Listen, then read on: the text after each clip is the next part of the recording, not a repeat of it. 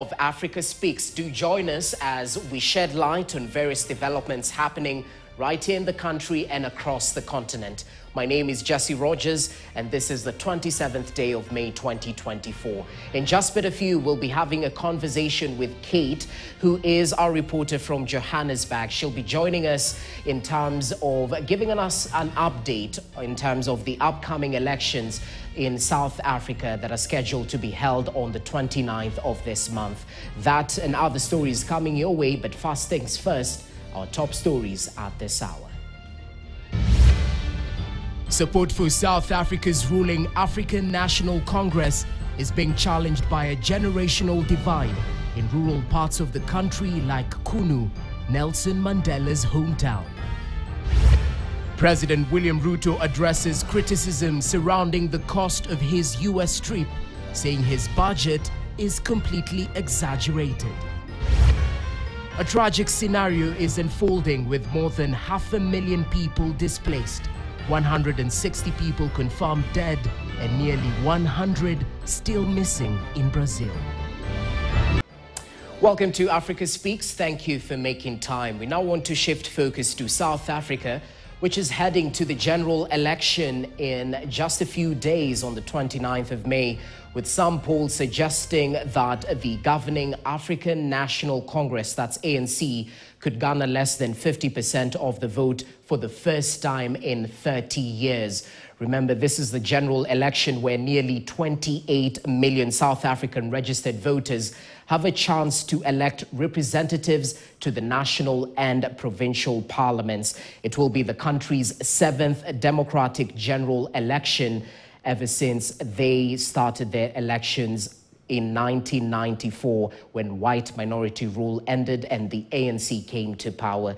Now, we just want to get an update in terms of the preparation so far, because a lot of news is emanating from South Africa in terms of what opinion polls are saying. So I'm joined by Kate Bartlett via virtually, at least. She's joining us from South Africa. She's a reporter with VOA, just to bring us up to speed with the latest developments in regards to South Africa's 2024 general election. Kate, it's great to have you with us. Welcome to KTN News in Extension and Africa Speaks. Let's just start with what exactly the opinion polls are saying, because they seem to be suggesting that the ruling party, ANC, could lose its parliamentary majority for the first time since it was elected at the end of the white minority rule 30 years ago. Why exactly is there an uproar against the ruling ANC party, even as the opinion polls say that they might struggle in this election?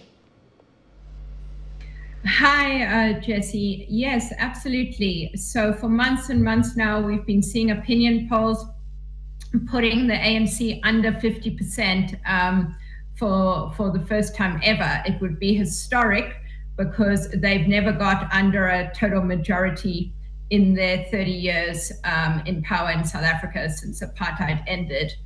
And opinion polls have been placing them anywhere between 40% to the higher 40s. But what we've seen in the last week or two is the very latest opinion polls show they seem to have had a bit of a boost, the ANC. They've been campaigning very hard. They've put some laws into legislation, signed off on some laws that they hope will give them a boost with voters. And it does seem to be working. The latest opinion polls, they up sort of 3-4% from what they were. So let's see, it's anybody's guess on Wednesday whether they'll just make it over the 50% mark or fall short.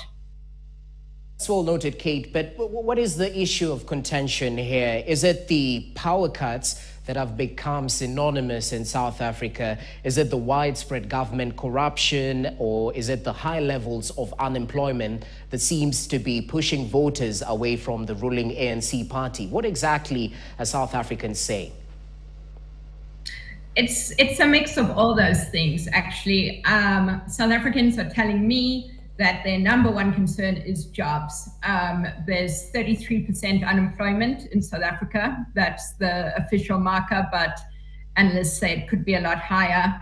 youth unemployment is around 45%. It's some of the highest in the world. So when you speak to people on the street about who they're voting for and why, a lot of the time employment is the biggest issue, followed closely by the power crisis that we've been having in South Africa for over a year now. Until very recently, there were almost daily power cuts, known here as load shedding, which is the government trying to reduce pressure on the grid, which is overburdened, under-maintained. So people are very angry about that. Of course, it affects business and livelihoods if you're going for sort of up to 10 hours without electricity every day. So that's a big concern. Government corruption, absolutely. People are tired of continuous scandals in the local press involving tenders and government corruption. So that's definitely a concern as well. Be a cocktail of issues that South Africans want addressed.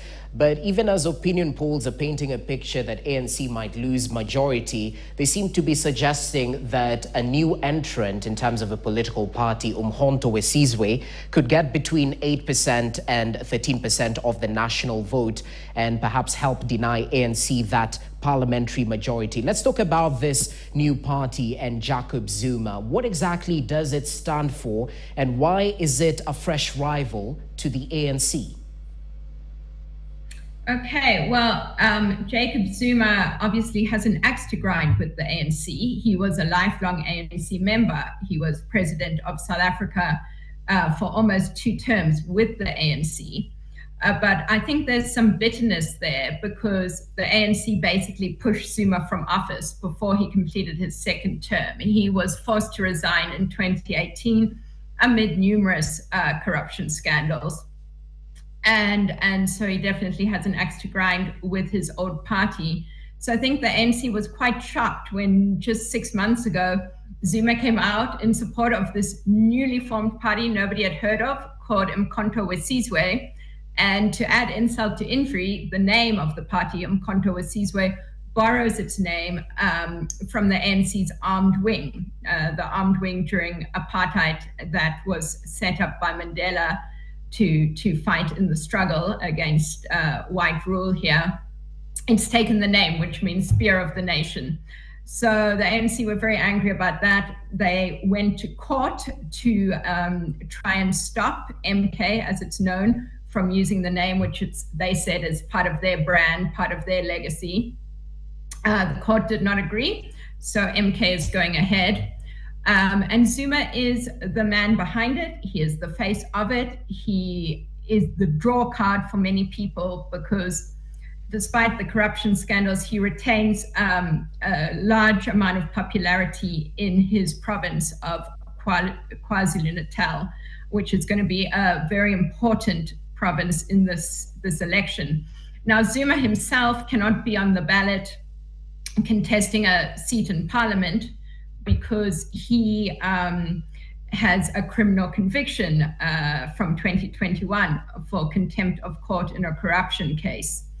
So while he can't actually run, he is the figurehead of the party, and he is the reason that a lot of people, probably mainly Zulu people in KwaZulu-Natal, will be turning out to vote for MK. Kate, thank you for breaking that down for us. But it would be improper of us not to talk about the main opposition. That's the Democratic Alliance, DA, which is posturing itself in terms of saying the country is in a crisis and they are pledging to liberalize the economy. Let's talk briefly about the policies under the DA party and the EFF opposition parties, since they might be posturing to bite into the chunk of voters who might be disgruntled with the ANC ruling party. Let's talk about them. Okay, well, it's very likely that the Democratic Alliance, which has been the main opposition party here for years, will continue to come second place. You know, nobody's saying that the ANC is going to lose these elections, just that they will still control most seats in parliament, whatever happens on Wednesday. That's pretty much a given. what could happen is that they are forced to enter a coalition for the first time, and that South Africa sees a new dawn of coalition politics. And there are a lot of parties that they could form a coalition with. One is the Democratic Alliance, which is the major opposition, usually gets around 20-odd% in the polls. And the Democratic Alliance, though, has a major image problem in South Africa because its leader is a white man, John Steenhuisen. And for a lot of South Africans, that just doesn't look good to have a white leader in 2024. So they're battling a bit with an image problem. Then, of course, you have MK, Zuma's party we talked about, which analysts are saying could become the third or fourth largest party in this election, having just come out of nowhere 6 months ago.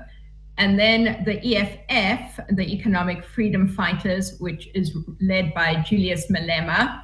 It's a radical left-wing party. Malema, like Zuma, was also in the ANC and fell out with them and started his own party. They get a lot of votes from the urban poor, and we just don't know who will be kingmakers. That's what South Africans are watching closely. Finalize, Kate, who exactly could be South Africa's next president? Because it's different from Kenya, where Kenya, we vote for a presidential candidate. South Africans do not vote for a president. So as a result, there are no presidential candidates as such, but each party leader fronts their national campaign and their portrait. So which figures are in contention to become the leader in case they get a majority in the National Assembly after the election? Okay, well, it's very likely that Cyril Ramaphosa, the current president, will continue into a second term because his party will gain the most seats and put him forward. As you said, we don't vote directly for president, but the party nominates its leader. So it's very likely to be Ramaphosa. There are also some other big names, obviously, in South African politics. John Steenhuisen from the Democratic Alliance. Julius Malema is probably quite well known. I think he's been to Kenya several times and visited you guys there. So he is one of the leaders, potential leaders. Zuma, like I said, would like to run again, but the constitution bars him from being president again. Much, Kate, for breaking down the latest developments around the 2024 South Africa general election, of which we're monitoring closely as a partner country as well. That's Kate Bartlett from South Africa, just bringing us up to speed with the latest intrigues around the upcoming 2024 South Africa general election. As she has mentioned, various parties are in contention for a majority right there, but it seems ANC might get that majority. But according to opinion